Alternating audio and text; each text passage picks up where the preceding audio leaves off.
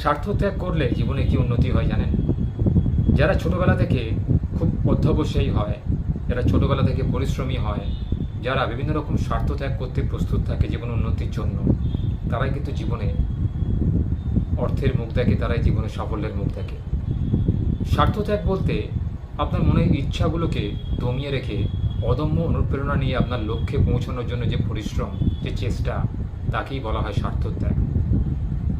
চলার পথে এই পরিশ্রম আর মেধা দুটো এক জিনিস যদি থাকে, তাহলে যে কোনো ব্যক্তি কিন্তু জীবনে অর্থের মুখ দেখতে পারে, যে কোনো ব্যক্তি জীবনে সাফল্যের মুখ দেখতে পারে। সাফল্য মুখ দর্শন কিন্তু সবার ভাগ্যে জোটে না। কেউ কেউ মাঝপথে গিয়ে হাল ছেড়ে দেয়।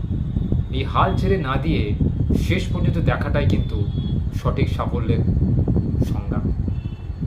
সাফল্য মানে সেই জিনিস যেটাকে আমরা নিরন্তর প্রচেষ্টা, নিরলস প্রচেষ্টার মাধ্যমে অর্জন করি।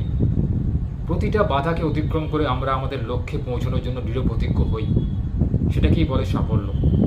সাফল্য মানে এই নয় আমি একটা বড় গাড়ি কিনলাম, আমি একটা বড় বাড়ি কিনলাম। সাফল্য মানে এইটা যে আপনি কতটা নিজেকে হাসি খুশি রাখতে পারছেন, কতটা ত্যাগ স্বীকার করতে পেরেছেন সাফল্য অর্জন করার জন্য, কত লোকের মুখে হাসি ফোটাতে পেরেছেন, সেটাই কিন্তু প্রকৃত সাফল্য।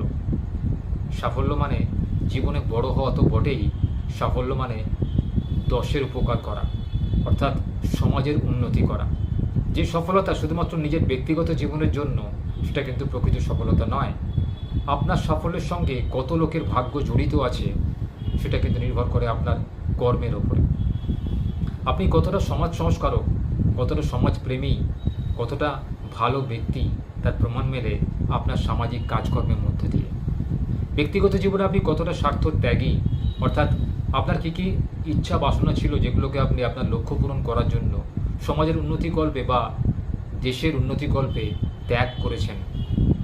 একজন ভিক্ষুকের জীবনযাপন করছেন, এটা কিন্তু প্রকৃত সাফল্যের চাবিকাঠি।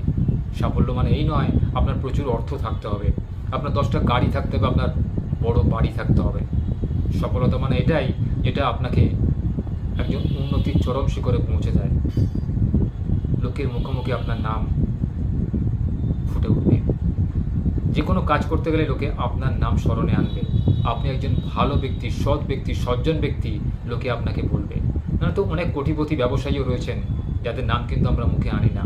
তারা অর্থ দিক থেকে প্রচুর কোটিপতি হতে পারেন, কিন্তু মানুষ হিসেবে ভালো নন। তাই প্রথমে মানুষ হিসেবে ভালো হওয়া উচিত বা জরুরি, তবেই কিন্তু জীবনের সফলতা সত্যিকারের আপনার জীবনে আসবে। তাই আগে ভালো মানুষ হওয়ার দিকে